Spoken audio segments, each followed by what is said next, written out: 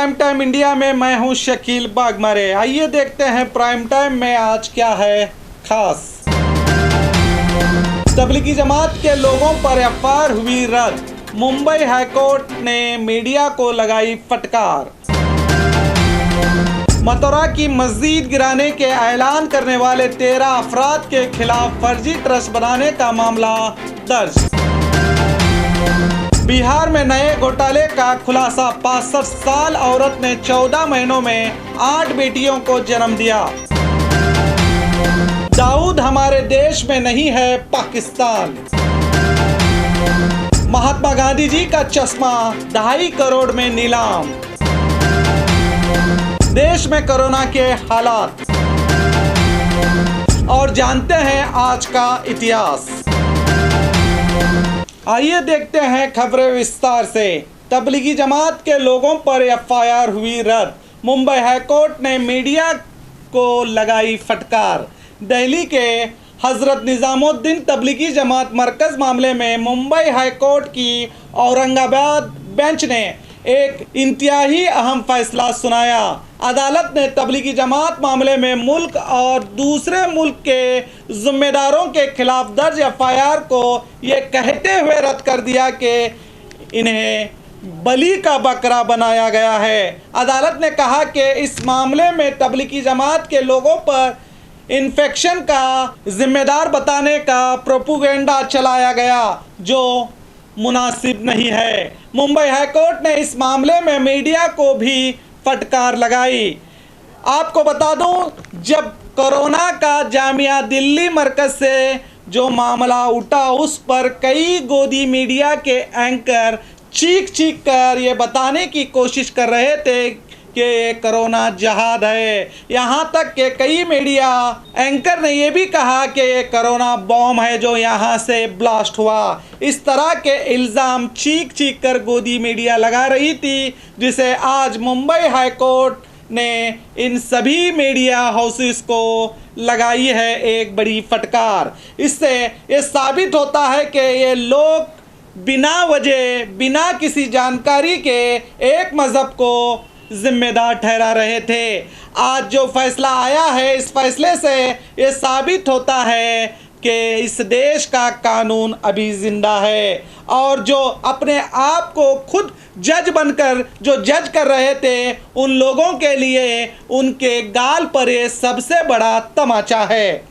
एक राजनीतिक सरकार उस समय बलि का बकरा ढूंढने की कोशिश में रहती है जब कोई देश पर आफत आती है, और हालात बताते हैं कि इन विदेशियों को इस मामले में बलि का बकरा बनाने के लिए चुना गया था। अब अदालत ने भी साबित कर दिया है कि महामारी के लिए कोई भी इंसान जिम्मेदार नहीं होता, इसके लिए तो हालात जिम्मेदार होते हैं। मगर आज देश में चंद लोग हर बात पर एक खास कौम को जिम्मेदार मानते हैं जो सही नहीं है, और मीडिया को भी चाहिए कि हमेशा मीडिया के असली सिद्धांतों पर चलें जिससे देश और देश की जनता का भला हो सके।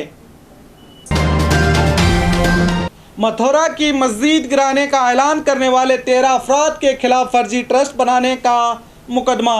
मथुरा के कृष्ण मंदिर के नज़दीक मौजूद शाही मस्जिद ईदगाह को गिराने का इरादा रखने वाले वृंदावन के मशहूर संत देवी मुरारी बापू और 1 दर्जन दिगर लोगों के खिलाफ फर्जी ट्रस्ट बनाने का मुकदमा दर्ज किया गया है। इन लोगों पर आरोप है कि इन्होंने साजिश करके रुपए जमा करने की मकसद से ये ट्रस्ट बनाई थी। श्री कृष्ण जन्मभूमि निर्माण न्यास नामी इस ट्रस्ट को बनाया गया था। कुछ दिनों पहले मुरारी बापू के खिलाफ 2 मजहबों के दरमियान दरार पैदा करने और नफरत बढ़ाने वाले बयानात दिए गए थे। इस जुर्म में एफआईआर दर्ज की गई थी।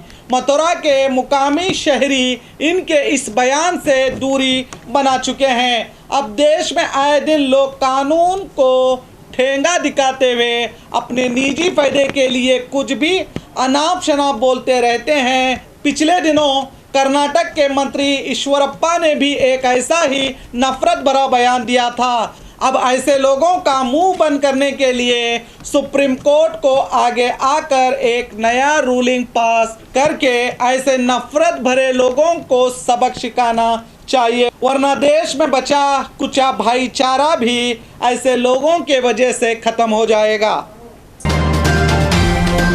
बिहार में नए घोटाले का खुलासा। 65 साला महिला ने 14 महीने में 8 बेटियों को जन्म दिया।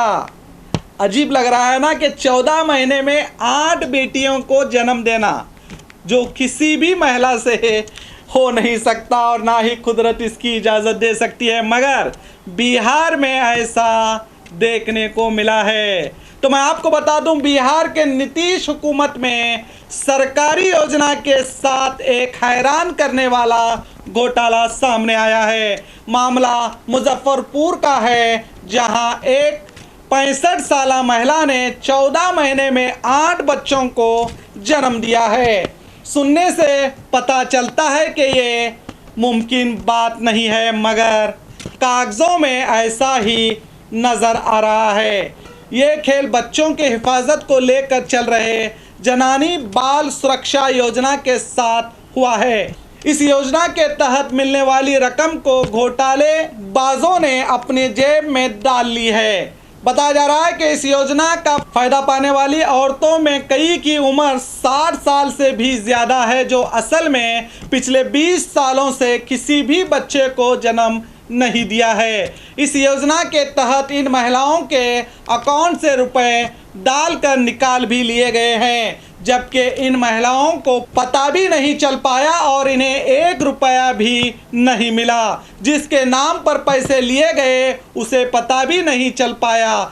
इतना ही नहीं कि एक महिला के अकाउंट में कई बार पैसे डालकर निकाले गए हैं। सरकारें गरीबों को सीधा फायदा देने के लिए सीधे उनके खातों में रकम को डाल रही है, मगर सरकारी लुटेरे इन गरीबों की इस अमानत को भी नहीं छोड़ रहे हैं। अब ऐसे लोगों के साथ क्या करना चाहिए, सरकार को सोचना होगा।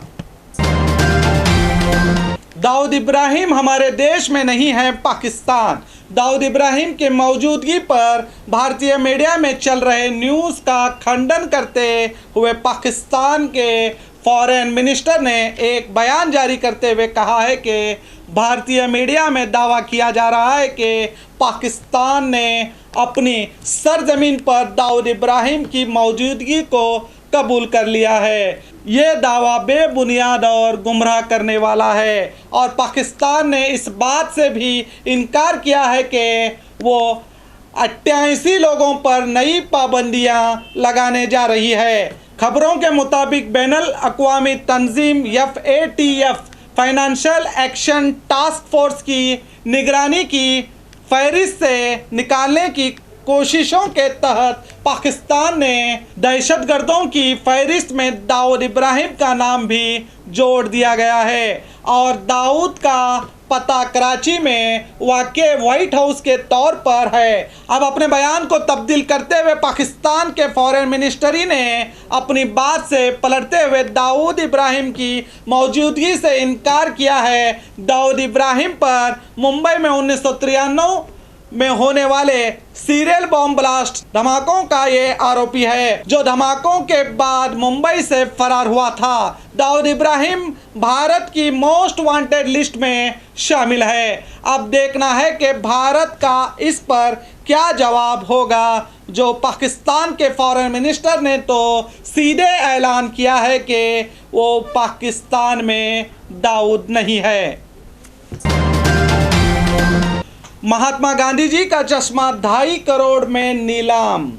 आप सब जानते हैं कि पुरानी और इतिहास से जुड़ी चीज़ों की बड़ी मांग होती है, जिससे लोग खरीदकर इतिहास के धरोहर के तौर पर रखते हैं। ब्रिस्टल के एक नीलामी एजेंसी ने महात्मा गांधी का चश्मा 2.55 करोड़ रुपए में नीलाम किया है।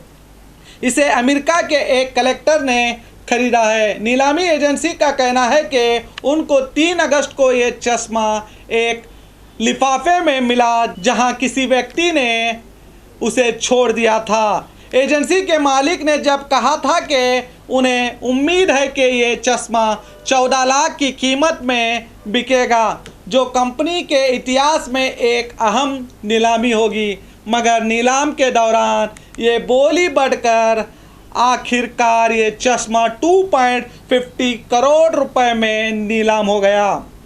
कहा जाता है कि गांधी जी को ये चश्मा उनके चाचा ने उन्हें उस वक्त दिया था जब वो दक्षिण अफ्रीका में काम कर रहे थे। ये 1910 से 1930 के बीच का दौर है।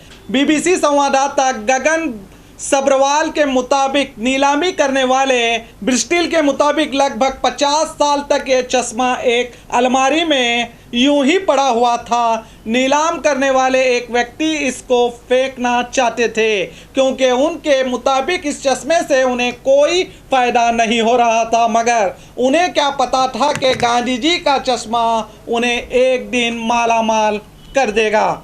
अनमोल चीज़ें तो हमेशा कीमती ही होती हैं। गांधी जी के चश्मे के साथ साथ उनकी कई बातें भी बहुत कीमती हैं। सत्य और अहिंसा पर चलकर इन्होंने देश को आज़ादी दिलाई थी। आज देश के तमाम राजनेता को उनकी अनमोल धाराओं को देश में वापस लाने की कोशिश करना चाहिए, ताकि उनके चश्मे से ही सही नेताओं को उनकी सिद्धांतों पर चलकर देश को गांधी जी के सपनों का देश बनाने की नज़र हासिल हो सके, जिसकी आज देश को सख्त ज़रूरत है। देश में कोरोना के हालात। देश में कोरोना रुकने का नाम नहीं ले रहा। अब देश में कुल मरीजों की तादाद 31 लाख से ज़्यादा हो गई है और ठीक होने वालों की तादाद 23,38,000 के पार हो चुकी है। पिछले 24 घंटे में 943 लोगों की मौत होने से देश में इस बीमारी से मरने वालों की कुल लोगों की तादाद 57,692 हो गई है। देश में एक्टिव केस की तादाद 7,10,000 से ज़्यादा हो चुकी है। अब इन तमाम मामलों को देखें तो देश में कोरोना के मामले तो बढ़ रहे हैं, मगर अच्छी बात यह है कि मरने वालों की संख्या घट रही है और ठीक होने वालों की तादाद भी बढ़ रही है। आज 23 अगस्त है। चलिए जानते हैं आज क्या हुआ था दुनिया भर में खास। आज ही के दिन 1600 में ईस्ट इंडिया कंपनी का पहला जहाज हेक्टर भारत के सूरत के किनारे पहुंचा था। 1814 में आज ही के दिन ब्रिटिश सेना ने व्हाइट हाउस को आग के हवाले कर दिया था। आज ही के दिन 1974 को फखरुद्दीन अली अहमद भारत के 5वें राष्ट्रपति बने, जिन्होंने 1974 से 1977 तक देश को अपनी सेवाएं दी।